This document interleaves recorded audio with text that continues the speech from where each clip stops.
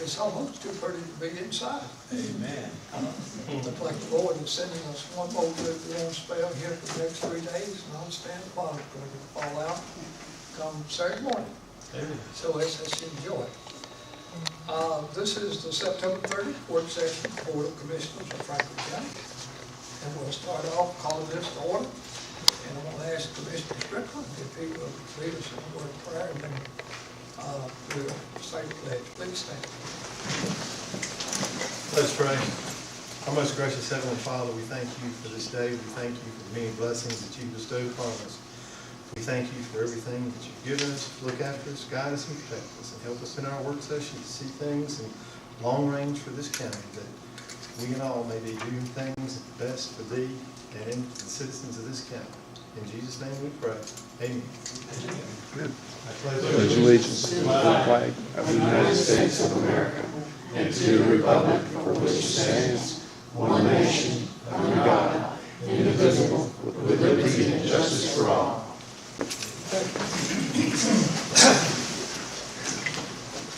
Start. This time we'll open it up for public comments.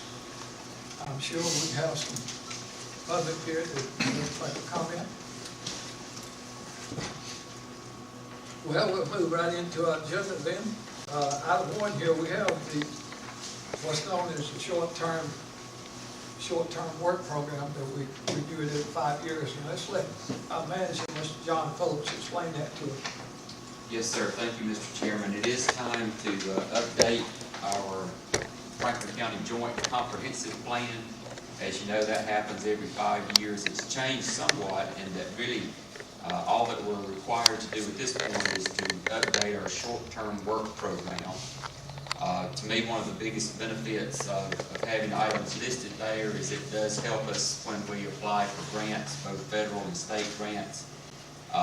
What I have for your consideration really is the work plan that was in our latest comprehensive plan update.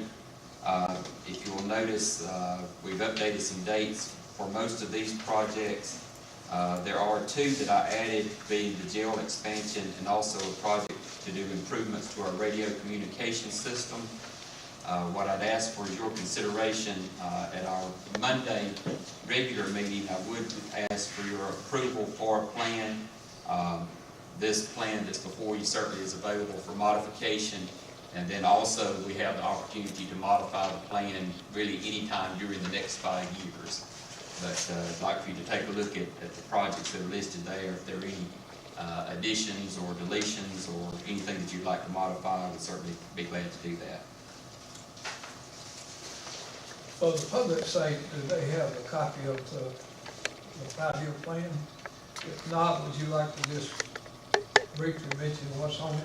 I'll be glad to go through the projects that are identified here if you'd like. Yes, sir.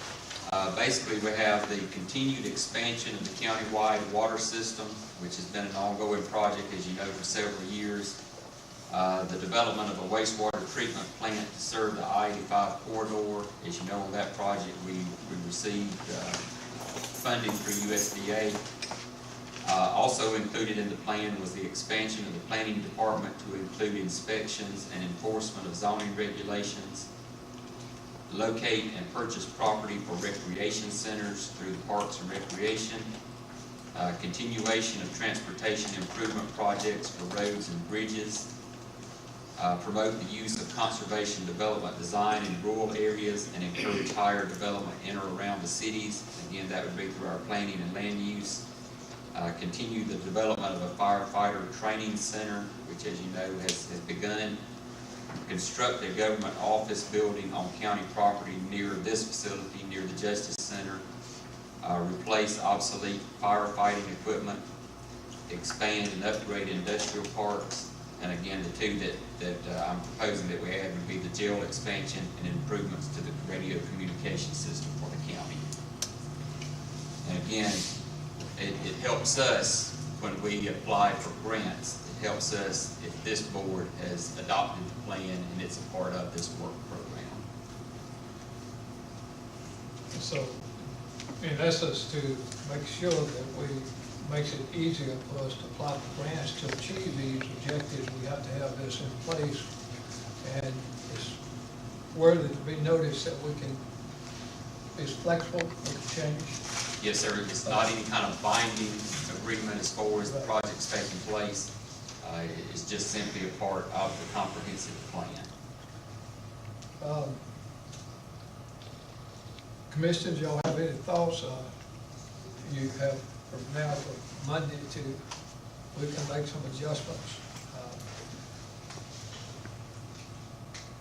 Any comment? Not at this time, sir. Okay. I just think that everything on there is basically going to be essential, because I know in Livonia, it seems like there's going to be new construction sometime in the future that's going to be at least 3 or 4 stories, which is going to make a difference with the fire department, which will have causes with and everything else. So all of those are very worthy to be on that, and Yeah. come up with any more, if we have the public to think in terms of what we should maybe be looking into, please. And basically all this right here, I know this is mostly through SPLOST spending. Correct. Correct. A lot of it was through SPLOST, that's correct, and the possibility of getting grants, some of it's out of the general funds.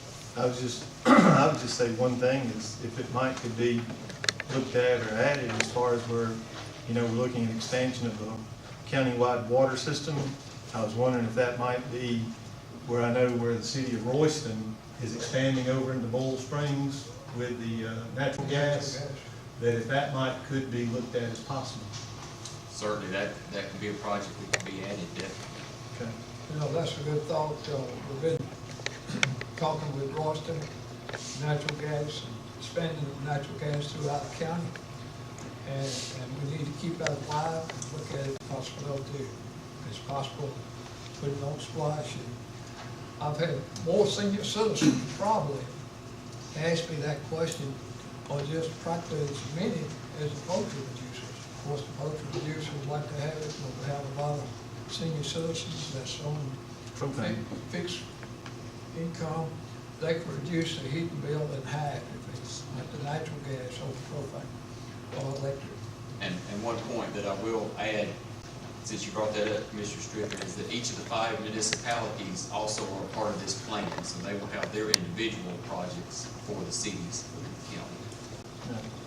I just know that actually natural gas is actually going to probably even come down further in cost with, in the future. Accessibility, Yeah. Accessibility. Yeah. the new technologies. Yeah, Correct. very good point. Let's go ahead and make sure we add that to a comprehensive plan. Yes, sir. I think that's good. Anything else, think in terms of?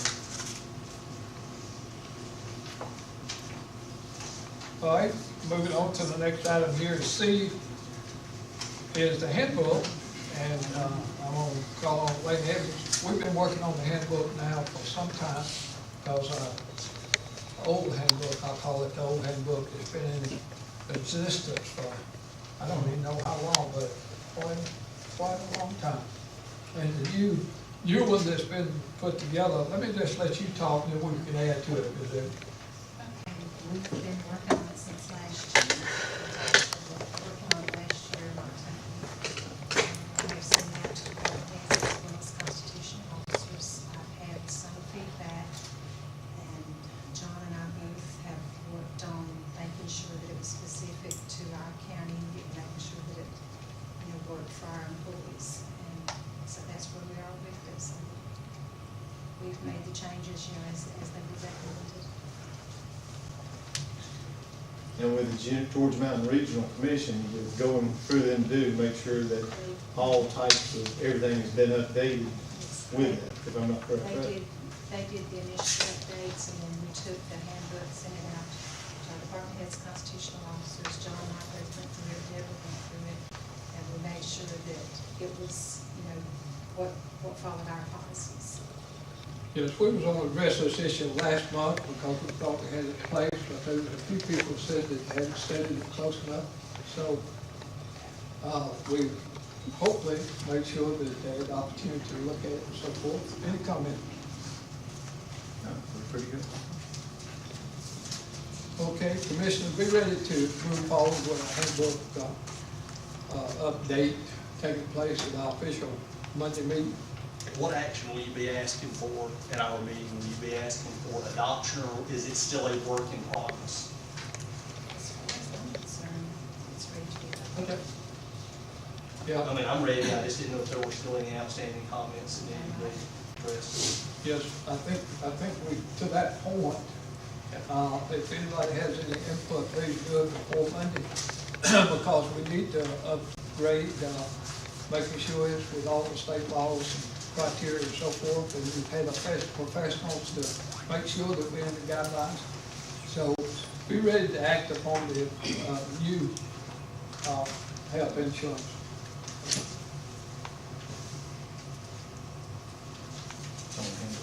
I'm sorry, handbook. Any other comments about the handbook?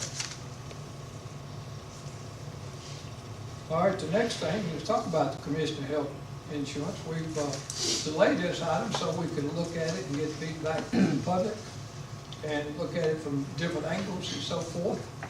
I'm open for discussion on what we call the Commissioner Health Insurance. Any discussion?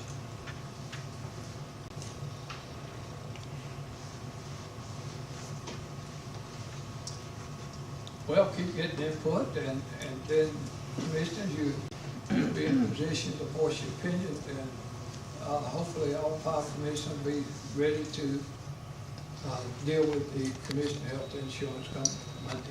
I will say this, Mr. Chairman, that from the time that we adjourned our last meeting where this was initially discussed, I had a minimum of 3 people before I got to my vehicle approach me and ask me not to vote. And since that time have had a significant number of people approach me, all opposed to the Board of Commissioners having insurance. You know, again, it's against our policy, it's against our handbook. Our handbook is very specific and concise. It says employment is full-time when an employee is not hired as a part-time or seasonal employee and is hired to work at least 32 hours a week. And again, as I have previously referenced, the legislation itself that created this body specifically defines us as part-time. So it is a violation of our own policy by allowing this benefit to be reinstated for the board members. And the opposition that I have heard has been overwhelming, you know, against. Likewise, Any comment? Mr. Harper? now, and I, just for clarification, this is going to be for only the commissioners only, correct? We're not opening up any insurance to any other part-time employees of anybody in the county, is that correct? It's called Commissioner's Health Insurance, that's correct. Okay, so there's 50 to 60 part-time employees, including ourselves. And we're the only ones that's going to be voting to have insurance as a part-time employee. That's why we're taking a long time to consider this item and talk to the public. I know at our last meeting, it was basically stated to us that Obamacare would force or compel the county to provide health insurance for part-time employees, and that was somewhat of a basis to bring this up for a vote. So if that's one of the compelling factors, then why does it exclude all of the other part-time employees? Basically, what it says, y'all keep saying part-time, but what it actually is part-time salaried employees. And there are no more part-time salaried employees in this county. They're part-time, and part-time employees make more than the commissioners, if you want to look at whatever cost-wise on what you get. But the thing is, you keep making relevance to part-time employees, whereas part-time salaried employees is what it says, as far as what you're talking about. And we currently, if it's unethical and all this, and our handbook has been since '02, then from '02 up until currently present, we have basically been doing exactly against what you say when y'all were on the board. I agree. I didn't interrupt, just let I me agree. speak. But the thing is, with that, And it's just like with you, your employer takes, it's basically, we only have one commissioner on the health insurance, basically. And in doing so, he doesn't have to stay on there. If it's unethical, he could have come off and been ethical, as far as with everything goes. So that's part Well, of. not having a full understanding of what you stated, number one, this was one of the first issues that I wanted to address, because right after I was actually, elected and became a board member and had an understanding of the levels of compensation and benefits, I saw this. It was a definite conflict. It just took that many years to get a board that was willing to vote away a perk. And as part of that vote, we were not going to, in midstream, require any commissioner all of a sudden just to not have the insurance. The insurance would go away at the end of their term, and the one commissioner that you're referring to is Commissioner Harper, and he voted in favor, and it was to be eliminated at the end of his term regardless of. But it doesn't have to be at the end of his term, though. He Well, could choose to it come does in. with- It didn't have to be, because the first time you brought it up, I encouraged you to vote that night to do away with it that night, and if you want to vote on it tonight, we will vote on it tonight, and I will be in favor of it. Would you like, would you like to put up to do away with You the, talk, wait a minute, excuse me. One to talking terminate time, all, you're- if you want to make an offer to terminate all commissioners, wait a minute, don't interrupt me. I didn't say a word. Uh, I know you like to think I was, Don't but I'm not. don't interrupt me. I'm not. If you would like to make a motion, I'll second it, that we will immediately terminate all commissioners' insurance. If you'd like to do that, I'd be all for it, and I told you back when we first brought it up, but nobody ever wanted to go that far. Okay, I'd like to say one thing. Mr. Franklin. I was an elected official. All Franklin County does is writes me a check. I don't consider myself a county employee. The people of this county put me in office. And the way I see it, if y'all voted to do away with it, it should have been done right then if it's unethical. Okay, That's the way I see it. all right. So keep taking input from the public, keep looking at this issue, and once and for all, we're going to tackle it Monday night. Okay? Yes, sir. All right, next on here, we continue looking at how we can improve roads. And like I stated previously, I think we've made a lot of progress on roads, a lot of payments, and a lot of resurfacing and so forth. And we have a road here that we're zeroing in on. Commissioner James, would you explain that to us? Thank you, Mr. Chairman. I have provided each one of y'all a Google map, and the road we're going to discuss is Atkinson Bridge Road. And just to give you a very quick overview, Atkinson Bridge Road is currently a gravel road that connects Harrison Bridge Road to State Route 51 / State Route 145. There is a singular bridge structure on Atkinson Bridge over near the Harrison Bridge Road end, which basically will only accommodate single vehicle crossing due to the width. I know shortly after I was elected, I was contacted by several of the residents from Atkinson Bridge Road and asked what could be done about upgrading this particular road. There's a significant amount of traffic, it being a cut-through road connecting a high-traffic volume county road to a state route. So we looked at options, and at that point in time, we felt that our best option would be to go to GDOT and have a road improvement project that would widen Atkinson Bridge Road from the beginning terminus to the ending terminus, and also widen the current bridge structure, which will only accommodate singular vehicle traffic. We ran into a roadblock because GDOT at that point in time required a 60-foot right-of-way throughout the project limits. If you could not acquire the right-of-way, then you would not qualify for the type of funding needed for this project. So there were, I know, one major property owner that had a significant amount of frontage, which virtually constrained that option. We have been looking at various options in order to improve this roadway over the last couple of years, and as all of y'all are aware, with the major changes with GDOT, with the major changes in federal and state funding, in order to improve this roadway, we have had to look at a reduced scope of work. And what I'm going to be proposing Monday night is that on Atkinson Bridge Road, from State Route 145 and State Route 51 to a point 900 to 1,000 feet back east of the existing bridge structure, which will encompass the last residence on that side of the bridge, that we put an application of double surface treatment pavement, which, as you're aware, is significantly less costly than conventional asphalt, and will bring this substandard dirt road up to parity with the amount of traffic as well as the number of residences on this road.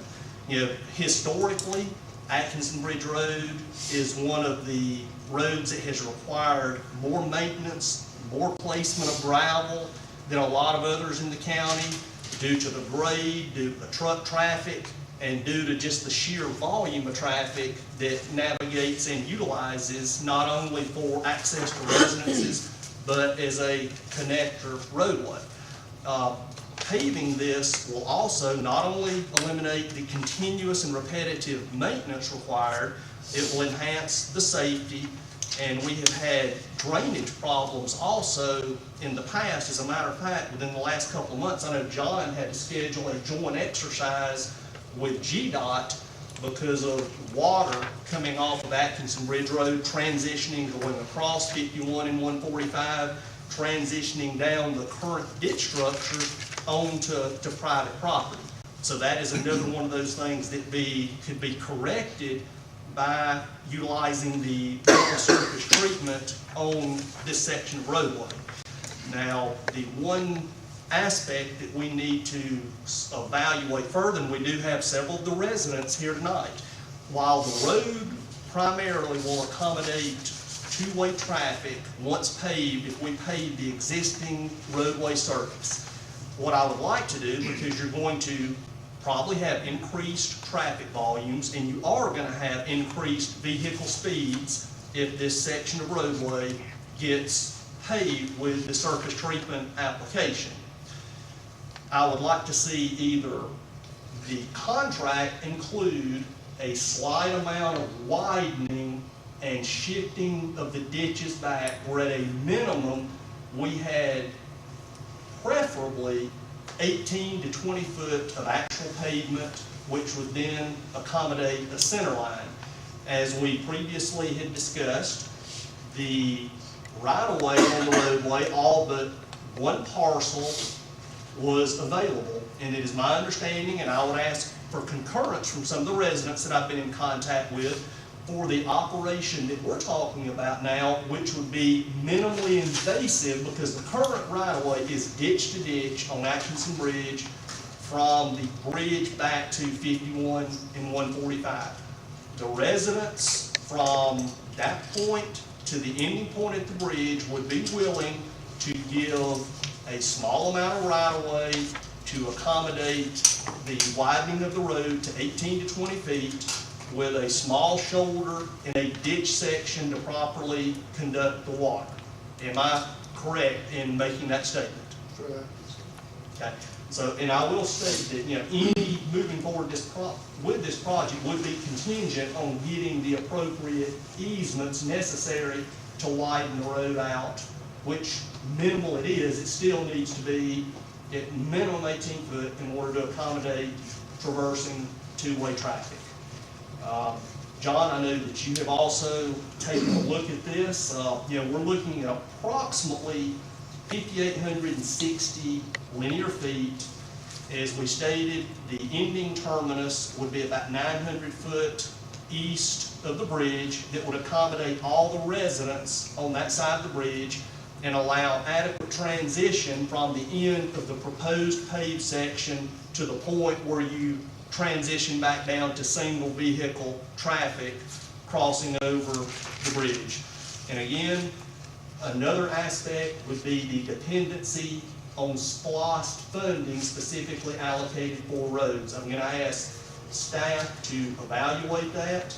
I think this is a very worthwhile project. I just wanna make sure that we do not spend money that's not there, nor that we spend money that we have got to have to leverage state or federal dollars that we know of with the striping and off-road safety grants, et cetera.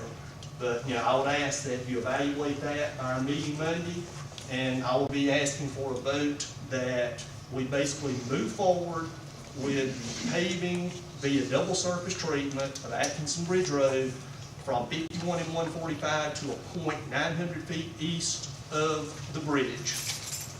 Contingent on funding and contingent on the availability of the right-of-way. Is there anything gonna have to ever be done to the bridge? Is it in good shape for the The future? bridge structure is in fairly good shape. The GDOT bridge sufficiency rating does not require immediate maintenance or improvements to the bridge structure. When was the last time that bridge was, because it's gonna increase and you're gonna have more traffic or whatever, is any bigger, like semis or anything go down that road? They Y'all already ever do. noticed? They already do. School bus. They already do? They already do. Bus. I mean, I do not anticipate, you know, this attracting any larger vehicles. You know, I can't say that it doesn't, but it's adequately signed currently, and your transition point is gonna be back far enough where it's not gonna present a safety hazard or issue. The bridge is not that old, it's there. It's been replaced. Has- Yeah, the bridge has been replaced, and it's not that old. They did a great deal of work just a few years. Yeah, and like I said, the only thing that I was looking at initially is looking to widen the structure in order to accommodate two-way traffic. You know, why, when the improvements were made, that it did not, I do not know. It's one of the few bridges we have that are still single lane. Will we be able to get the, signatures of all the Well, people this, by Monday? okay, Because you're gonna have to vote, widen it to paint. the vote that I'm gonna ask for will be contingent on the availability of funding and the acquisition of any Required. required signatures. Okay. It's gonna require a small amount of engineering work on our part to see exactly where the right-of-way is going to be needed. Okay. So that will be the motion that I make. It will be predicated on acquisition of the right-of-way and the SPOS funding to make sure it doesn't compromise or jeopardize leveraging of other funding. But Ben, look, skip ahead. The, right-of-way's been okay all the way on the right side going down, and we own part of it on the left side coming up, but the guy that keep this thing, come to, that owns the big barn, he don't live there, they just come at times on the weekends. Well, his son, is that your son's Right. son? I talked with him this week about it, and we was talking about it, he said, well, the guy came over to his place and they talked, and he just asked him, he said, run forward to him, you know, why, you know, about the right-of-way, we're trying to get some work done on the road, about why, you know, you don't want to have, he said, wait, he said, I don't have no objection. He said, that was, from my understanding, his brother, which is not tied to it. Now, somewhere, there was two brothers that bought that to begin with, but he said, he told his son, I hadn't talked with the guy, because they just come at times, you know, but he said that he had no objection, no problem with the right-of-way doing the road. And, you know, any That vote was taken only would be one. predicated on the ability to Yeah. get a minimal amount of right-of-way. You know, one other point that I would like to bring up is the fact that the minor amount of additional work that's gonna be required, we could look at it in two different ways. One is something that could be easily done by our county forces, just depending on if they had time to do it or not, or we could put it in the contract and have it included. So we have two different options there that we can look at. And I'd like to ask one question, if I could, especially for you, Mr. Brooks. I know at one point we had talked about the possibility of maybe water. Yes, sir. That's Is to be the that- next. Okay. Yeah. that's all Well, that right. was last year, I was going my next, because I believe it was last year, we talked about water coming down the road, didn't we? Yes, Well, That's what I thought. yes, sir. That wouldn't be no problem. Well, you already have water on the side from the bridge back to Harrison Bridge Road, where it provides service to Riverside Church and then terminates down there just before the bridge. So another aspect is you have approximately 20 residences on this road, and most have appeared to be very interested in, having county water, which would be tying into the existing water on 51 and 145 and making a connection on Atkinson Bridge to the existing dead-end segment, which would provide continuity in this system, for y'all fire protection, provide, quality water. I know y'all have had issues with water quality and water levels and concentration in your wells. But again, one of the things that we look at when it comes to water, we would have to have the right-of-way, and we would want a commitment from enough of the residents that would be willing to tie on that would justify the capital outlay expenditure for the placement of the water. So. And that may also have some impact on how much right-of-way we would actually need if we want to consider water in the future. Well, like I said, right now, as far as I know, on the right-hand side of the road, we've got funds from road to road for water. We've got it. I think that wouldn't be no problem. Like I said, we're gonna go back to them again. I've talked to them about it on the road, on the right-hand side. And like I said, I could talk to the other guy. Yeah, now, if there's gonna be right-of-way acquisition, it would only make sense to handle it all in one acquisition. There's no residence from what he's talking about stopping the road. There's no residence from there to Riverside Church. Nobody Right. lives there. And they got pavement to that point. The church road's paved to that point. And there's no residence. So, and that, well, it's a problem. I mean, I don't understand people that it's got highways going out every direction, and they want to come through that daggone dirt road, fly. I drive 5 miles out of the way every day. Well, just know, as we talked about, if the project is ever built, you're going to have an increased traffic volume and you're going to have increased vehicle speeds. We have 2 lanes to ride on. I understand. I'm just making you aware as per our conversation. We have in places, but the school bus, I don't know who drives the bus, but it flies, that lady flies through there. And there's no kids on that road, she picks up nobody. Nobody, it's just a cut through. And then we have the egg trucks and the trailers, pick up the eggs. And if you meet them, you gotta back to it. They're not gonna back up. So I just asked my colleagues to be prepared to vote on moving forward with that project predicated on, as we stated, the funding and the right-of-way. One point I'd like to make is, it's a safety issue as well. I have met several vehicles in the curves that have forced me into the ditch because they've been coming around sideways. Whereas if you've got some kind of asphalt treatment or whatever, at least you've got a center line to where the sheriff and his deputies can determine who is at fault. Right now, there's no way. And I pay enough in insurance now as it is. I don't want to have to. Well, like I said, it is a win-win. It's one of the most highly maintained roads. I'm sure that Ralph and our crew would love to have this section of roadway where they were basically able to pass over it. It's going to improve safety, improve the drainage, and provide the long-term residents with a better pavement structure. The county's been excellent good. The gravel has been done, to the road. They've been excellent about getting infested with the rain, mud, and it's helped a substantial lot, but it's just a steel washboard road after a day or two when it's scraped, it's right back. And I've had my truck at Milford's twice already this year, alignments on the front end of it, not counting a lot of the other people up down the road. And, and we like to ride in clean cars like y'all do. When we get to the highway, we don't have a clean car. And we pay lots of money for cars. Nowadays, we moved there in 1950.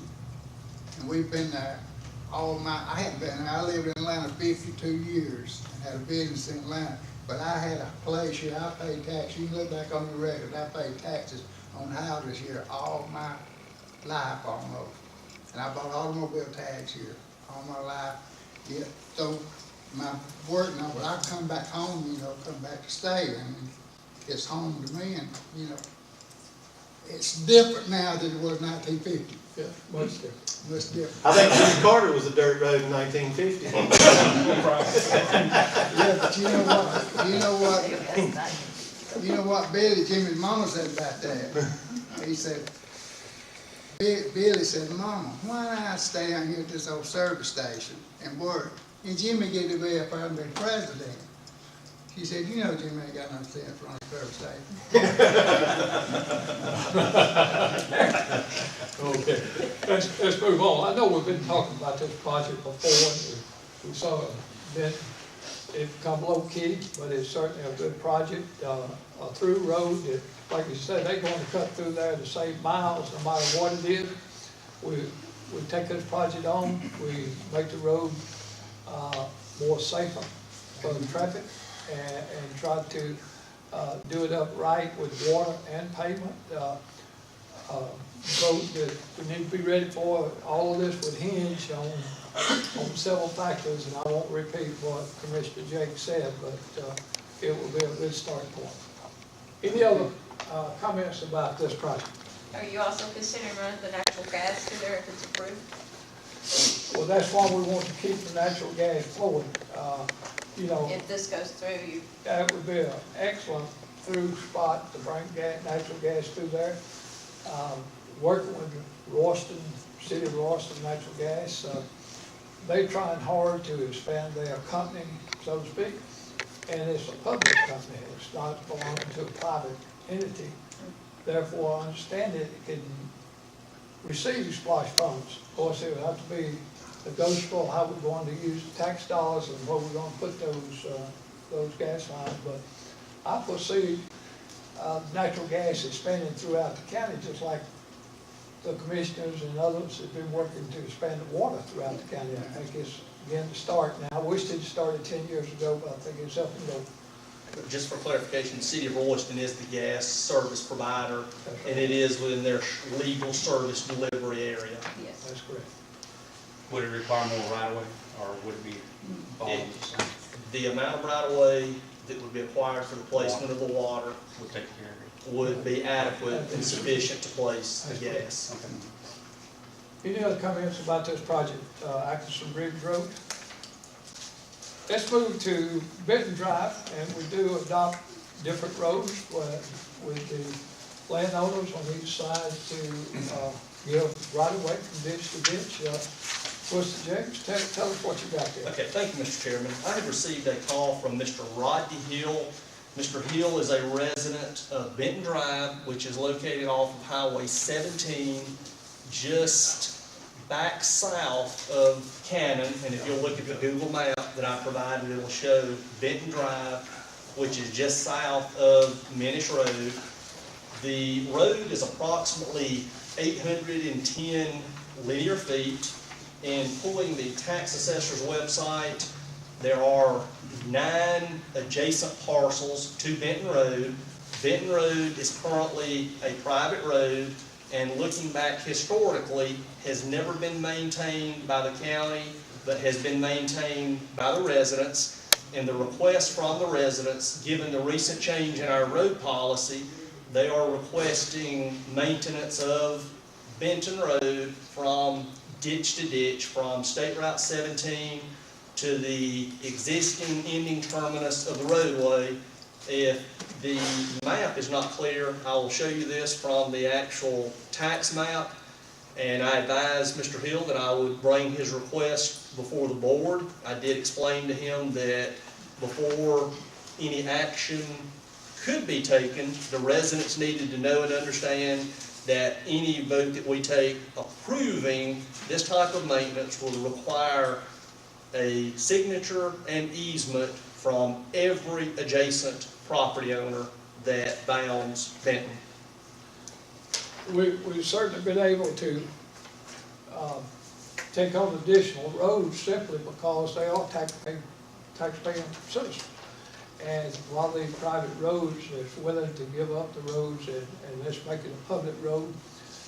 naturally, it costs funds for the county, but naturally, also those people pay taxes. And like I said, you've got about 810 linear feet.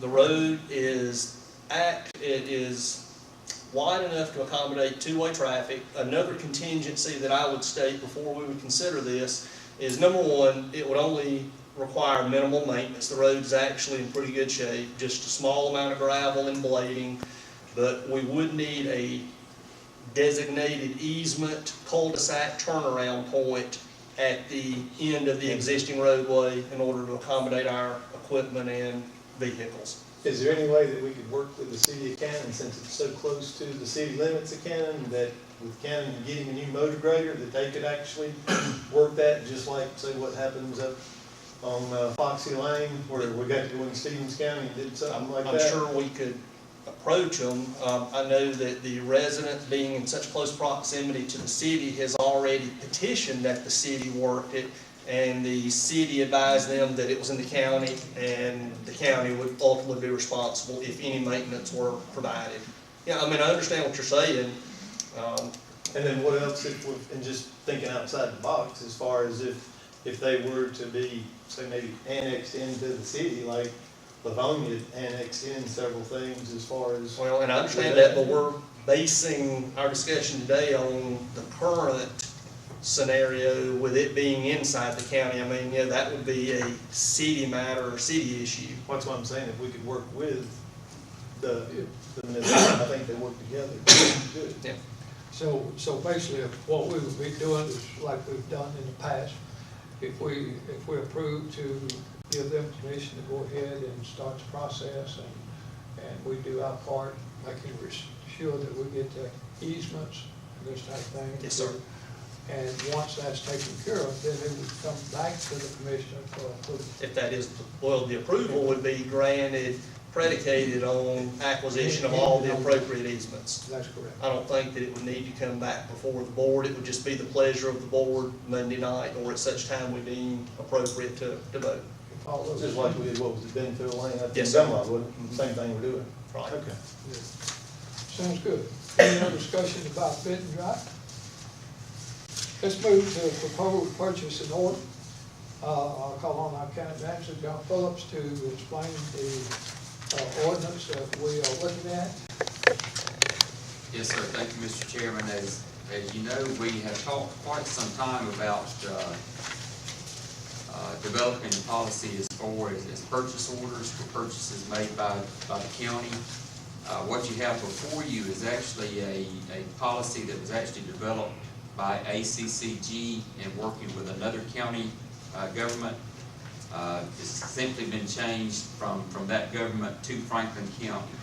A couple of things that I would point out is number one, we received this not too long ago, so it really has not been reviewed by either department heads or by any of our constitutional officers, and I think that would definitely be appropriate before we really move forward with the document. But I know there are a few things that I think specifically we need to look at and address as far as some changes to make it best fit Franklin County. But like I say, I know we've talked about this several times, and so I'm just asking that you take a look at this, and then I'd like certainly for our staff to take a look at it. I know Elaine is taking a quick look, but I'd like to take a look at it and address comments both from the board and from our staff before we really look forward. We're not looking at any type of vote Monday night on That is correct. Thank you. At least I would not suggest a vote on that. Agreed. Right, this is just a starting point. Appreciate Mr. Phillips for putting this together. And let's make sure we get it out, communicated to all the personnel that it may affect, and I'm sure it's going to need to be critiqued to fit our needs and so forth. And then if we come up with a final solution there, then we'll move forward with that. Any other discussion about the purchase order ordinance? Let's look next on the item about the jail expansion. Ever since I came into office in January 13, I've been looking at this issue, and we address this issue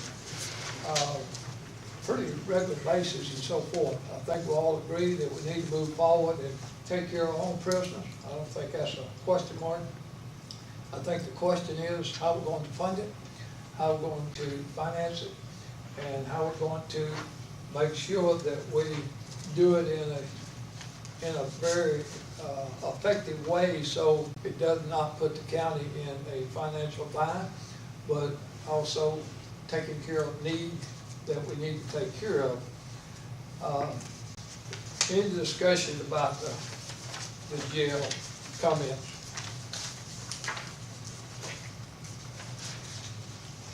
Now, I believe, Mr. Phillips, we've probably, I made reference to the fact that we've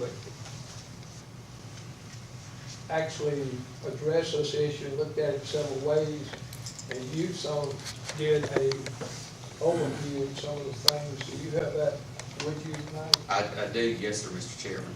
Would you like to just sort of briefly tell us, to familiarize us how we're trying to, as a group of commissioners, to solve this issue briefly? And I know there'll be some other stuff that probably won't be in what you have there, but briefly give us what you got. I'll be glad to do that, and basically this is just sort of a summary of activity that's taken place, at least since I've been involved with evaluating the jail expansion and where we are. And I'll start with the fact that, as you know, our current SPLOST actually runs through 2016, and the jail expansion project is not included as a part of those SPLOST funds. In other words, all the sales tax monies that are collected under the current SPLOST, none of that was designated to go toward the jail expansion project. However, the jail expansion was a part of the previous SPLOST, which was in 2005. We do have funds set aside from that SPLOST, and we do have some funds set aside in the jail fund. Unfortunately, however, those amounts are not sufficient to do the expansion as proposed. While we're there, do you have those amounts? And I asked Elaine to pull those numbers together earlier this week, and at the time we were looking at $776,724 in the jail fund. We were looking at $98,277 in the jail SPLOST fund, and again, that was what I would call the previous SPLOST that ended. So does that mean we got about 870,000? That's correct. Okay. That's Just correct. one, okay. That's correct. Now, that leads us to, and the sheriff's here, Gary Smith is here, and they can speak to this in more detail, but as you know, this project has been looked at for quite a few years. Back in December of 2013, we were presented with a construction estimate by the architect that was retained to develop the plans. I think all of us, or at least previous numbers, we were expecting a number somewhere around $1.5 million for construction. Of course, over time, prices change and different things happen. In December of 2013, the architect presented us a construction estimate that was actually $2.8 million, significantly above the $1.5 million. At the county's direction, the architect took a look at the construction cost estimate, did some revisions, and was able to reduce that somewhat from $2.8 million to $2.4 million. Again, we're looking at about $870,000 of available funds for the project. Therefore, the Board of Commission really started looking at options as far as funding the expansion. My favorite money for the county is grant money, which is free money. Unfortunately, that grant funding is non-existent as far as jail expansion projects. We found that to be true even after we investigated, and we had been told by funding folks and grant writers that there was no money. We just substantiated what they had told us. In fact, there's no grant funding available. The next step that we took really was to look at the possibility of issuing bonds for financing the project. One of the things that was a big negative in my opinion regarding the issuance of bonds was the fact that Our cost just for issuing the bonds for financing the project, we were told would be $110,500 by the time we had obtained the bond attorneys and went through that process. We actually looked at some of our local banks. The downside to it was that it looked like we were really looking at a long period for no longer than 10 years and at a slightly higher interest rate than the bond option. We then looked at the possibility of phasing the construction, and that is doing several different things as far as starting work with some county forces, as far as site work. We also looked at the possibility of maybe building the entire shell of the structure, but only completing a limited number of pods and trying to cut costs. Even looking at that, the architect had indicated that we would have very little savings initially in the project. Long term, it would end up costing us substantially more to get the entire project done. I'll try to answer any questions that you may have, but that's pretty much where we are today. We've tried to look at all the options that we could identify as far as funding the project, but We're looking at unfortunately, self-funding also, that is with creating a revenue stream to pay off that debt to ourselves out of the general fund. that is correct. Was it general fund or what's in the CD? Well, it's all the same. All the Oh, same with okay. the revenue there. So we looked in trying to phase the building, building, say, one pod or getting started. But in my judgment, we would be in good shape if it had not come off the splash. We would have been able to already have the jail probably, or getting close to having the jail. But you can't dwell on what took place in 2010. We have to look at where we're at today and try to solve this issue. You know, people have suggested maybe we need to up the millage by 2 mills and go ahead and take care of building the jail. In my perspective, if we did that, 40% of the people in the county that has property, pays property taxes, would be handling the cost of constructing the jail. So that's why I feel like it's much better to tap onto these interstate dollars up and down the interstate corridors and take that splash funds and take care of this project. Reason we're reviewing this tonight is to make sure that everybody knows it's certainly on our minds, that we certainly not giving up on trying to achieve the objective that we have, and that is to making sure that we take care of our own prisoners. I call them my own prisoners. A lot of them from out of county, this type of thing. But housing inmates, I guess is a better term. So please give us any ideas that you have. Feel free to talk to our manager and just keep working on this issue and see if we can come up with something that would be successful for the citizens of the county, and certainly something that we can afford. Now, I've talked enough. Who else would like to speak about the jail? I'd just like to ask when, skip on.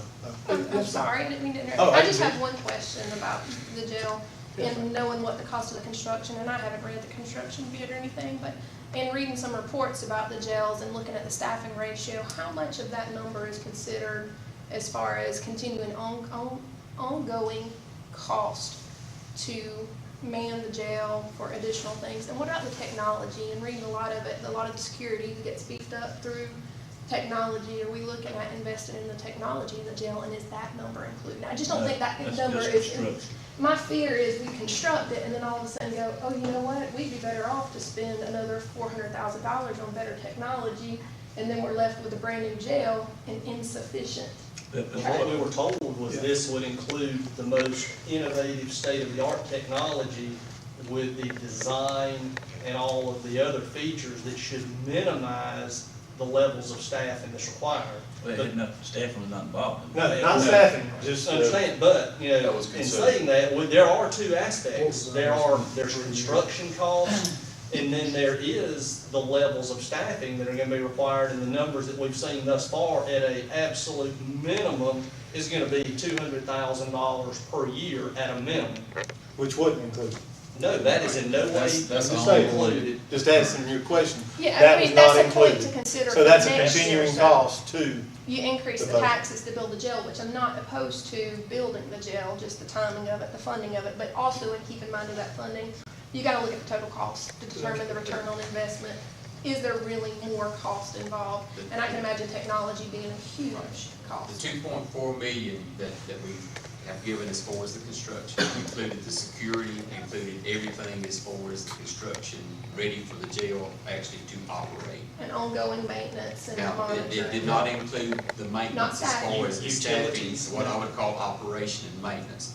When we looked at that, utilities, staffing and everything, we were looking at somewhere around the area of $140,000 per year for those costs. I just think when we do the analysis of whether or not it's a sufficient project. I more than just the disagree one- with those numbers. It was $140,000 just for staffing. No, it was 200,000, I can pull up the old meeting minutes, it was 200,000 for staffing, and then all other incidental items such as utilities were in addition to the 200,000. What we had in talking with the architect, and these are numbers from him, was $2,000 per month in utilities and $9,282 staffing. And that's running what ratios? Do you know the current ratios that we currently have? That's, I think the staffing numbers, and correct me if I'm wrong, but I think the staffing numbers were not at the same ratio as far as staff to inmates for the new facility as they are for the current facility. Well, I think they were somewhat less. I asked our sheriff what would be the staffing, and when I did the math on, when you count retirement, you count insurance, you count everything, just staffing was gonna run, it was literally over $140,000. Now this does not include benefits. That's what I'm saying. This would be the pay plus That's utilities. still Yeah, a capital expenditure, it has to be factored in. it'll be a minimum of $200,000. I'm confident. And I can imagine they probably need more staff, to be honest with you. You've got a nice new facility, you want to keep, yeah, so you'd have to consider, okay, are we gonna run bare minimum, or are we really gonna put the money? And I guess as a taxpayer, I look at, do you really need a jail, or do we need new cops on the force? What's most important? Nothing's And I ever- haven't looked at it enough to know, but I know right now, money-wise, I don't know that financially it makes Well, sense, what we're paying out versus what we'll have to build. it's never less than you think it is. It's always more. Right, and I think sometimes those get, especially in government projects where we build something out and then all of a sudden, oh yeah, I forgot that we need this. But you can't finish the project without adding it to the deal. And then you have to go to the taxpayer. Again, and And that's that's the last why thing we want with to hear. SPOS dollars, it's best because it's just like Chairman Bridges was alluding to the 2 mil increase. It's like with Miss here, I'd like to ask you, on the grand jury members don't have to be taxpayers. They're just basically people who live in the county. Is that not correct? So they don't have to be a taxpayer. So they don't mind saying raise the millage. Somebody else's money. Okay, Well, Thank you. They live here in Franklin County. Yeah, they live here in Franklin, but they Buy, don't. but, They don't own property though. I don't know. I mean, that's not a criteria we ask. That's what I'm saying. They have to be a United States citizen, live in Franklin County, not a convicted felon, not a constitutional officer, and over the age of 18. That's all the already. criteria for a No, grand jury. even if they rent though, their rent will go up to Right. cover the taxes. So Then they you got will the people who pay. don't pay their rent. You're right. I can tell you, I got My brain don't work like $150,000 that. I or pay something my like, you know? bills. Well, I think. And you go to the Well, magistrate. Mr. Chairman, in looking at these numbers, okay. I don't see any possible way, and I've evaluated these from A to Z, that we can move forward with anything, given current financial status, until the SPOS gets here. And I'm not gonna argue the need, I support jail construction. I've got 7 years worth of data of what we paid out beginning in 2007. And the two primary issues for the jail is the overcrowding and the housing out cost, as well as, the staffing issues that basically, puts on the sheriff and his staff. But we're looking at, in 2007, we spent $6,400. In 2008, we spent $70,650. 2009, we spent $17,960. 2010, we spent $4,295. 2011, we spent $6,489. 2012, $17,329. In 2013, $11,917. In the fiscal year of 2014, July 1st through December 31st, we spent $32,687. To me, to get us from the point to where we are now and coming up with a financially feasible and viable way to fund this jail construction, we don't have an alternative but to wait until the SPLOST gets here. You know, we had a significant overrun in the budget this past year, which took money out of our reserve fund. We have had no change in our actual loss, which is the local option sales tax dollars, is one of the primary funding mechanisms for the county. The property tax digest has basically been flat. We don't have the money to handle the construction, not to mention the levels of staffing. And when I look at these numbers, and the primary motive being the savings to the taxpaying citizen for the housing out, I don't see it. Well, I'm saying all that, Commissioner, I think we all agree. Not that I'm not 100% supportive, it's just got to be done in a manner that is financially viable for everybody. And that's where I stand on the issue. And basically, maybe we have a genius in the county somewhere that hadn't stepped forward and tell us how we're going to pull these numbers together so when it would be safe to start the construction. And, you know, as John said, we had some options that we felt like were somewhat viable until we ended up with a huge deficit, and also that deficit and projected level of spending is transitioned into this fiscal year also with no change in the revenue. So you're looking at basically $1.6 million in additional spending with no increase in revenue over a 2-year cycle. 2 years. Any other comments that we want to throw out tonight? We just want to keep this alive and on the table and come up with a viable working solution. Yes, sir. I just wanted to offer, non-political here, just going back, being the jail administrator, the cost, the monies and stuff that we had set aside for jail staffing construction. One of the areas that, and I'm saying we, did not consider or think about over the years, the jail that we currently have ages. It's constantly got people living in it, there's constant traffic, 24/7, 365 days a year, requiring maintenance. No funding was ever set aside to help care and maintain the county jail that we currently have. So if you go back and look at what we spent, we started saying, well, you know, it's jail staffing construction. Construction, we can take and remodel our kitchen. We can take and put all new air units that were 20 years old, and, you know, we were spending $1,000 a week to try to get somebody to come out and keep them running for us. So we could use that money instead of saving it for the new jail. We had to use it because we didn't plan, and we still are not planning, for the future of the county jail. And you can dress it up any way you want to dress it up. At some point, somewhere down the road, you're going to have to do something. And it's just a question of how we prepare. That's it in a nutshell. It's like that Pennzoil commercial. You can pay now or you can pay later, but eventually you're going to have to pay. And it's just a question of how far we put it down the road as to how much we're going to have to pay. That's where we find ourselves. I got hit today. I didn't even tell the sheriff about this. Our maintenance folks come over, and they're talking. You know, we had everybody know about the water lines, the pressure and the explosion and everything that was created, the pressure that went through Carnesville. Is that a yes or No. Okay. There was so much pressure it blew out the hot water heaters at the county jail, blew the back of my office with water. They had to come in and repair them. Well, those water lines in the county jail are copper, and they're 21 years old. And all this constant pressure that's against them is going to require some maintenance. Just heard it from the guys today, that it's coming. And we're either going to prepare for these items that are going to come down the road, plus the building of a new jail, because Believe me, the criminals are not listening at all. They're still continuing to break the law, and they're still coming to jail. They haven't slowed down at all. They're not listening to you guys at all. They're still coming in droves. So we're still having to house. I think if you look at the amount of money we spent since this new fiscal year started, where we're at, I think it was 284% over budget already within 3 months, but nobody's jumping up and down and screaming about it. We just continue to let it ride and hope it'll go away. That's what we're looking at. I don't think that's the mindset reality. whatsoever. That's pure conjecture.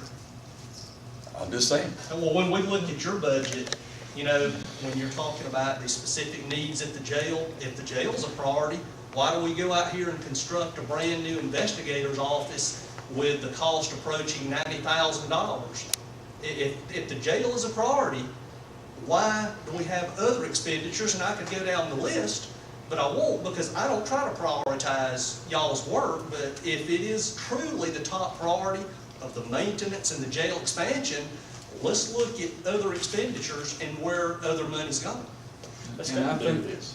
And I think, It does. I think you're, you know, with all due respect, I think we'll look back at your budget. I don't think where I see most overspending is vehicles, and overtime is a huge amount. And, I mean, you're saying it's the maintenance on the jail, but I didn't see. No, I'm trying to explain to you that these are things that are coming, and we're Okay, telling you about these things. I thought you were talking about the. I told you, I just heard today. You're hearing it within 8 hours of me hearing it. It's an issue that's coming. This account we had, it was a nice amount of money, but like you said, we're in the old jail. We had to redo the roof. That's $150,000, I think. We had to put in that roof. That's what he's saying. They didn't plan for that. You know, and then the pipe deal, you know. Copper, yeah, it used to be the thing to do, but now it's not. And that's what we're getting into. So we're in an old place now. But, you know, each time we did something, it's failed. You know, it's backed us up within the wall again. That's like putting Jimmy in this building. Well, if we'd have done it like we asked, you know, when to do it, you know, we'd been fine, because we want to take part of this money out of the spot of the jail staff and construction, because it's actually part of my department. Well, that didn't happen, you know. And anyway, we can go back and figure yesterday what we did and what we should have did, you know. But the point was, my guys were already out of room. I had to go do something, you know. And we took part of our federal forfeiture money and paid for part of this. But still, yeah, we still got the same problem in our jail. I finally got enough room where Jimmy and them could breathe. When you got people coming in and want to talk to investigators, they don't want to see the inmates to see them go in there. That's their security, you know, coming to a different place. So, you know, we did what we had to do there. You know, I wish the SPLOST thing would come up tomorrow, because, you know, I understand that, you know, there is an issue of money, but, you know, overtime. You look what we had last year. We had 1,000 more calls than we ever had in our life. Well, we had to put people out there to do that. You know, of course, we had the 3 murders, you know, in the first 3 years. So that's hooked us too, you know, but we're trying to look at different things to a little bit different eyes than what y'all are. I know y'all look at the financial part.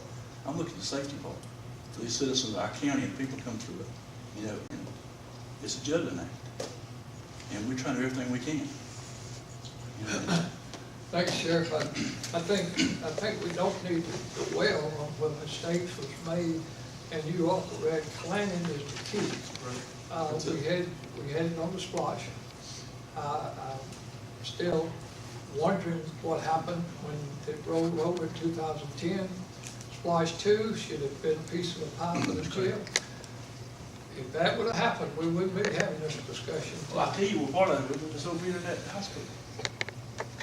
Yeah, but what I don't understand is why does it have to give the whole amount I can't answer that instead question. of just, why not give a portion of it? Because if they just gave a We asked- portion, you'd have the money. We said, when we talked, it was $1 million. That's what we asked. Well, someone with that decimal got moved over, we got $100,000. So, you know, man, I ain't gonna blame anybody, but it happened. And we realized what we was getting, that's all we got. And there's some other issues too that are coming up, because we're just now starting to get into this. And Elaine will back me up on this. I've come to her. She's learning as well as I'm learning, because now I'm looking at what's going on, and we can't account. The sheriff's department buys $8,000, $10,000 worth of gas, he buys it. We have to have our own staff take the cards that the county officials are using, toll it up, send it to the county for the money to be deducted out of the account, well, but it never shows back up as a credit back to the sheriff's department. No money is ever coming back in to his budget. And we're seeing this now, and we're trying to address and correct it, okay? The housing that we get from all the satellite cities, that's something that the sheriff is providing a service. Should be a credit to the budget. Not there. You don't see it. It's not there. How can that be resolved? We're working on it.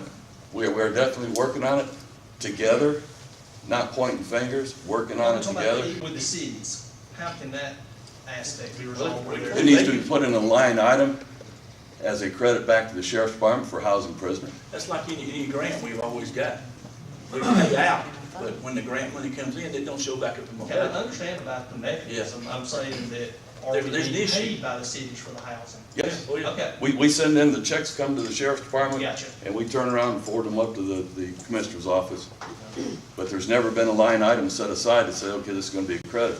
Same thing, we also do Social Security. None of that is being credited to the sheriff's department. And again, we're working on these things, we hope to get it fixed. But Do you mean 7.65% of salary? No, Social no. Security, what do you mean? I have a program that's set up at my jail that everybody that comes through my jail, a report is sent to the Social Security office. Just the numbers. If I get a hit for somebody that's receiving Social Security turns around and sends me a check for $400. It's something we do to help them to eliminate the abuse of Social Security. So we get a $400 check every time that's done. That money's coming into the county. It's a service we're providing down at the sheriff's department. We're not getting the credit for it. It goes into general fund, not coming from the sheriff as a credit.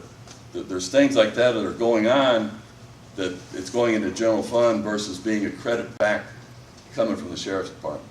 But again, we're working on it, and I've known Lane for years, and we're gonna get it. It's just a question of time. But those are the things you look at, looking at last year's budget and 300,000 or 800,000 or however you want to call it, you really don't know because it wasn't done right. We're hoping to get there. Ma'am, you got a question? Yes, sir. And I do performance for a living, so excuse the questions that I asked you, but it sounds to me you have an immediate need. And it sounds like housing is honestly an immaterial number, $17,000 to $35,000 a year was kind of where around the range you rattled off. How much time would using the $800,000 for a total renovation of the existing building, how much time does that buy you Where you gonna from put the people rebuilding at? it? Where you gonna put the inmates at? You got to house them out. Capacity is one of your big Well, issues. you have to consider the cost of housing them elsewhere while you do it block by block. I mean, It's I not, work in it's not nursing homes, necessarily and we have to move capacity. patients from wings to wings as we, renovate it, and we renovate But you 3 gotta rooms keep at a your time. felons away from misdemeanors. You got a classification to deal with when you're dealing with inmates. Right, It's it would not be just part of a the group cost. number. I mean, have you looked at it, though, would be my question. How much time would it buy you? Knowing the total cost to do a renovation would include those types. But still, Would it buy you? renovation is not gonna help us with our population. Capacity. No, that's what It's I'm a saying, but will it buy classification, you it's all. 5 years until the next SPLOST comes around? Or will it only buy you 2 years, and then we're still looking at another 800,000? That number of years that you can buy time with will make a huge difference as to where you get that funding. We don't have a choice, and we have no way. Well, I believe we're gonna hit the 35,000 that you talked about for last year. We're gonna hit it in the next month or so. You've already spent that. We're 284% over the budget that was set aside for housing prisoners. I Right just wonder now. if it's worth the analysis. I would run it, We're fighting if every I day was to in get it. people out, but when we get 3 or 4 out, they Five say more coming in? donation, 5, 6 more's coming in. And I'm assuming there's data to support that. I'm just saying I would run the analysis. Yes, there's a if daily everybody's report 6 that's sent months. to each one of the commissioners. They know what the housing is day to day. Yeah, They can boy, see I how think it we get that, fluctuates. and I sure do appreciate if you done explain that thing to me with all those names and all too, Gary, sometimes. You know what I'm on there? Just go to the last page and look at the bottom line because that's where your total count is and it Well, I goes got all that, from I one just extreme to wondered the all other. those names and that, and going, Lord of mercy, it's just mind-boggling. I've got one last question to ask our sheriff. I know a couple of years ago, a lot of talk was about a work release program. As a matter of fact, I went before the grand jury as they recommended a work release program and not a jail.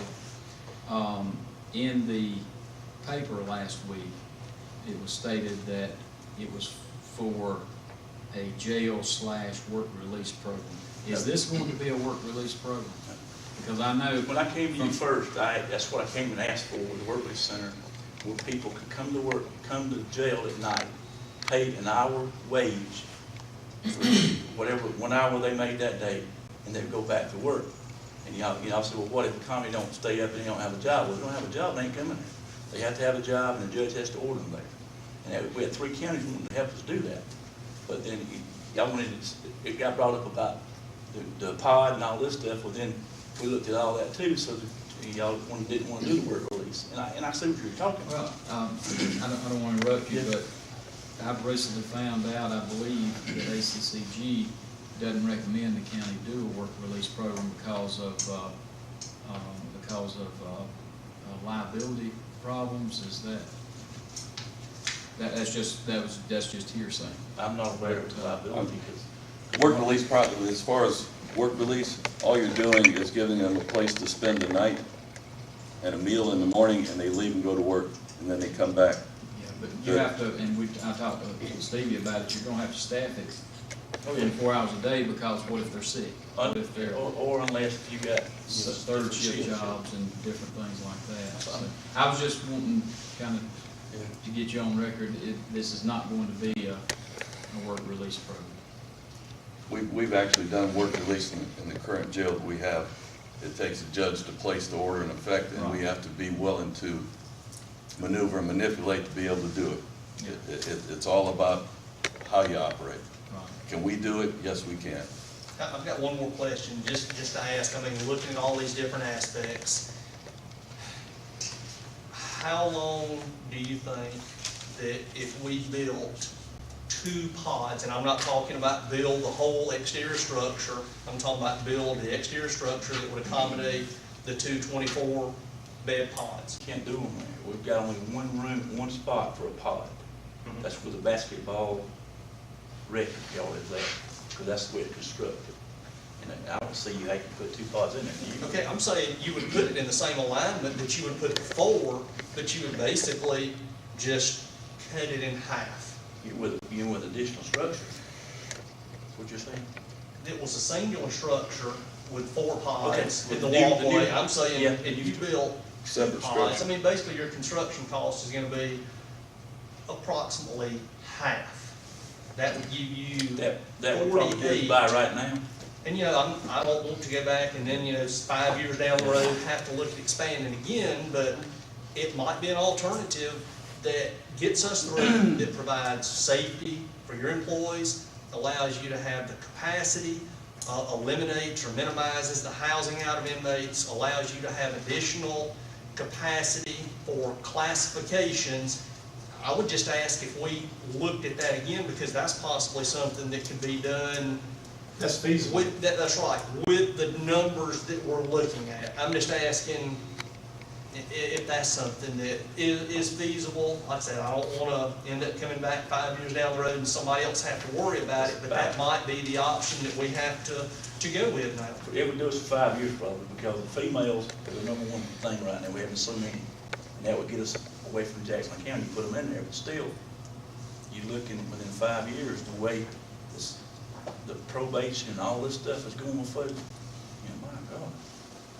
But at least in the 5-year period, we've been able to do where we put the jail back on the splosh, and then we come in here and with the almost $878,000 we got, if it is 1.5 million, then with us averaging $1,750 a month, which is what it was over the last 8 years up until January 1st, we could afford that $2,000 because we don't have to borrow $500,000 from the USDA at 3.5%.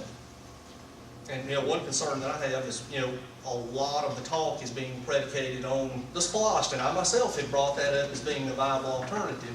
What happens if we get to that point and we delayed, and then either a splosh is not put together, or if it's put on the ballot and it fails, then we're all sitting there back to square one. Well, but then the taxpayers have decided they want to increase their taxes if it fails. I don't see how we're gonna I support don't think that's what services it means. without a tax. Well, it means if What they don't vote, if it Grow. doesn't pass, then basically As long what I'm as it's a saying good is element they're to have gonna on wind, the they have zone. no choice, they're gonna have to foot the And you bill. gotta do But something. at least they got the choice to vote for it and pass it, so they don't have Well, to pay 1 cent.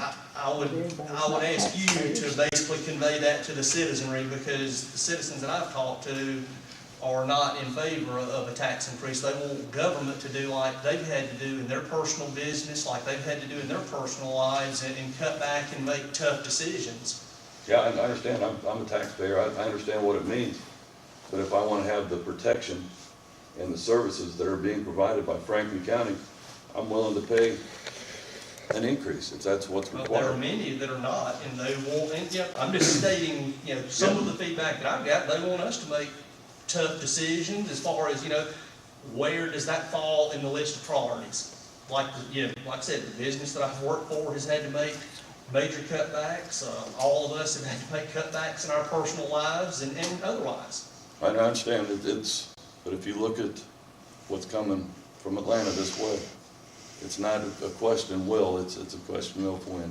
Well, the It's coming. problem is, we don't wanna wait until I understand everything, and I You get a see what's consent coming, order. You don't I want a see consent what's order. coming in, I mean, we've got 193 to be arraigned this month, next month, more than I think we've ever had. Well, that's why I'm throwing out another option to see if But we that- don't wanna wait till like we did before, and have the federal government come in here and tell you what you're gonna do. Then you'll spend. And then, that's my thing, is I don't want us to wait till we have, like we did before, and it's gonna cost 4 or 5 times more than what it would cost if everybody somehow found a way And to that's do why it. I'm trying to at least spell out what could be a viable option to get us from point A to point B.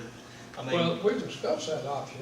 No, we didn't discuss that one. Well, some options. It was basically just doing half of the pods inside the big building. we only Is all we saved discussed. $300,000 by not finishing the adjacent 2 pods, which if we were going to do that, there's not enough cost savings, you might as well finish them out.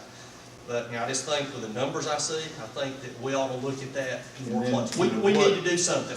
Theoretically, what could happen if it doesn't have to be all or nothing, if we could go in with the 2 pods, and, or, study it, see about 1 pod, but then still go forward with a SPOS. At the point in time when we need more room, the money would be in there for SPOS revenues, and you wouldn't have to get it bonded or anything. We talked about, using the county to, get our land and stuff set to begin that process. Right. To have the idea and to have the plan in place and to move forward a step at a time. And that's what we said we were going to do, and then we got off track and we got concerned about other things, and I understand But I think what that those was are. a giant You step, though, didn't have is enough, what it we boiled down to. didn't know what the future was gonna hold, and we didn't wanna start something that we Right. All of Possibly the could not options that we put on the table became not financially viable, given the circumstances and the situations. But, We could, if we could study getting our county forces to do 2 pods, or start out and see, like, I don't wanna build them in jail, because that don't work.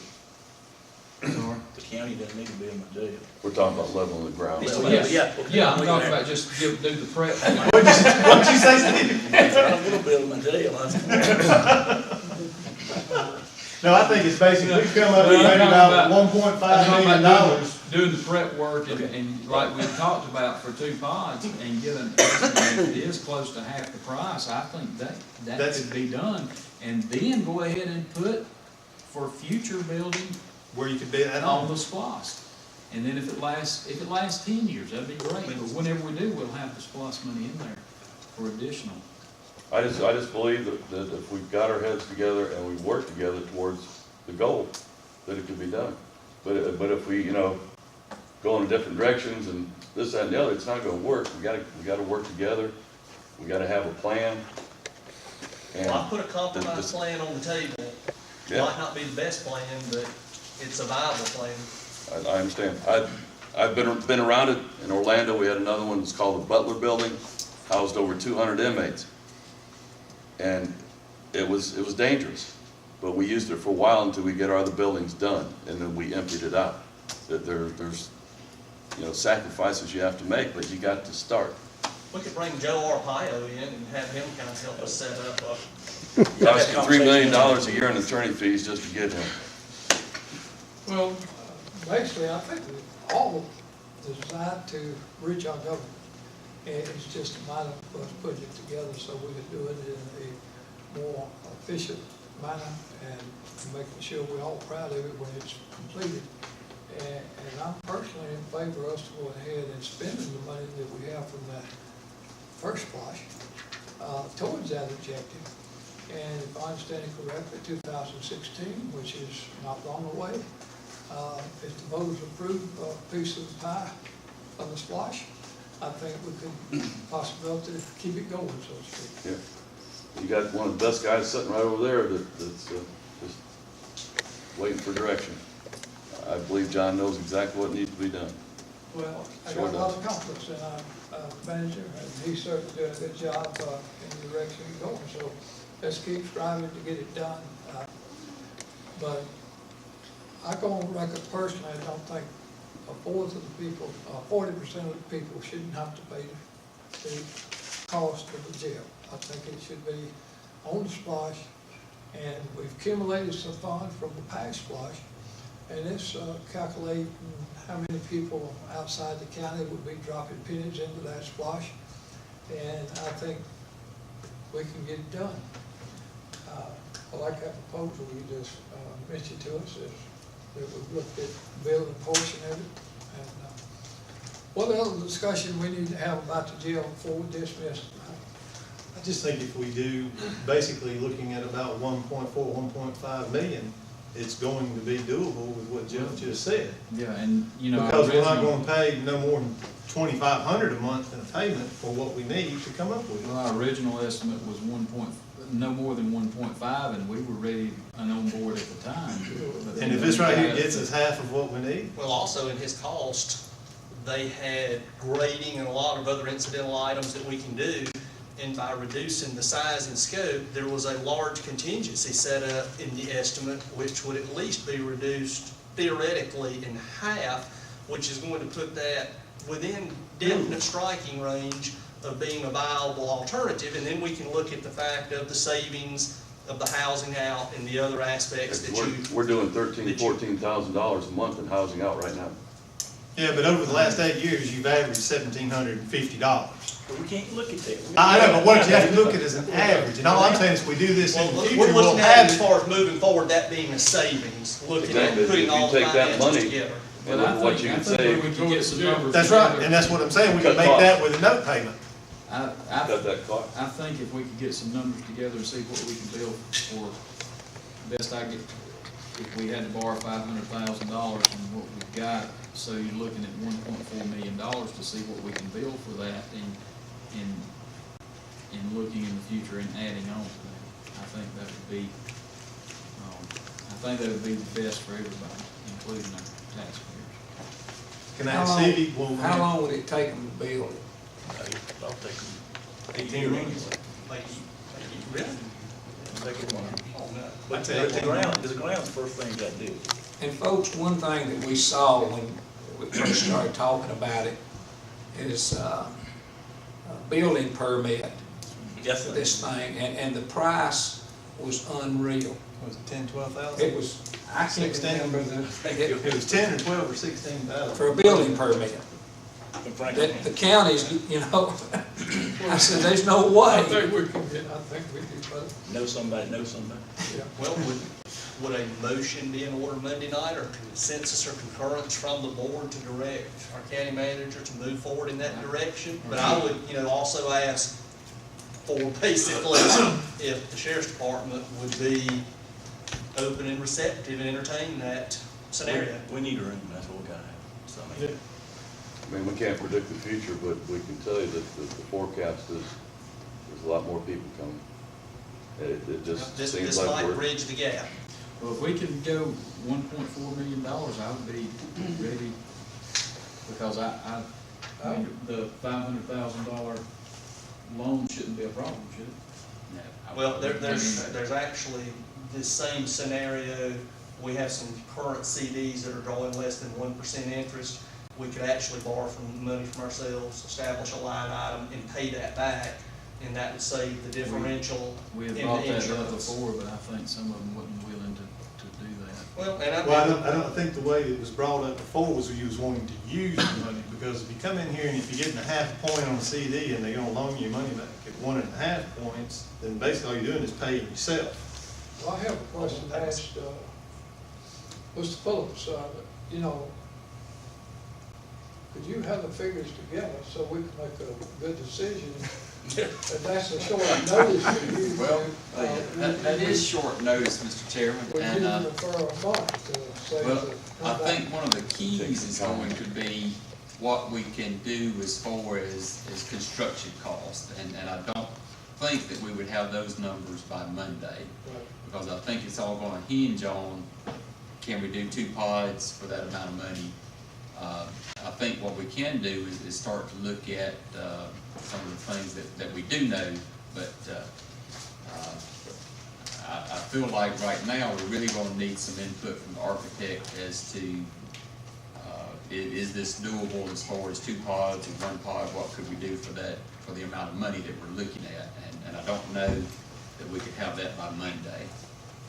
That's my thinking, just don't just throw something together, and try to approve it. Step at a time is what we decided. Well, there is one aspect, we're not gonna know until we put something out for bids. We could get the architectural plan is almost sufficient. Right. To basically be cutting, we could put out to bids, and if the bids are not satisfactory, then we look at other options. But that at least puts us in the right direction. It And allows. I was going to say that may be another option that we want to explore is to actually get a Design build. hard number, right, and a design build or a contractor at risk to say, you know, here's what we could do as far as moving forward. I And agree then, with that scenario. then That we have much firmer Put you in the numbers know. to take a look at. But could we use our county forces to get the pad and everything, so we We can can draft put a more contract any into way the that we jail? absolutely. That's right. If we use our, for the groundwork, then that means we can put more into the jail. And where we stand right now is we have an architectural plan. We do not have an actual site plan as far as the grading utilities. With the path we're on, we could do that in-house if we desire, as far as doing that plan, or as Commissioner Jakes said, we could word those bids any way we want as far as the design build, if we wanted to include that, and then we could do that work with our forces. There are a lot of options available to us. Well, we could do that Monday though, put that in the form of a motion with that, couldn't we? Sure. A design build gets us moving with this project much quicker than any other scenario. Gets the sheriff Right. in and expanded and enhanced in a new jail a lot quicker than any other scenario. Right. And buys us time for the future. Let me ask you, Steve, can some of that money, as you know, you said was with federal, is any some of that money that's federal could come back and come in toward Can't right that? now, 'cause I can't get it. I got about $200,000 I can't get from them. I made all kind of calls, waiting on that seizure. But I mean, whenever it does come, can that money come back toward, when it does come? We'll see. That'd be Because great. that has a lot to do with the cars, you know, that's why I had to take it from the cars and do my stuff there, because of, I tried, you know, Jeff asked me to look at this other car deal with the green Bring forward. forward. I talked to Hall County and they basically recommend not to. He said for the jail car or a courthouse car, yes. But the sheriff said he just didn't like it. I spoke with 2 officers within the last month, and they said they had no problems with them whatsoever. I use sheriff now, he talked to me about it. Jackson, I Couch. think Jackson County.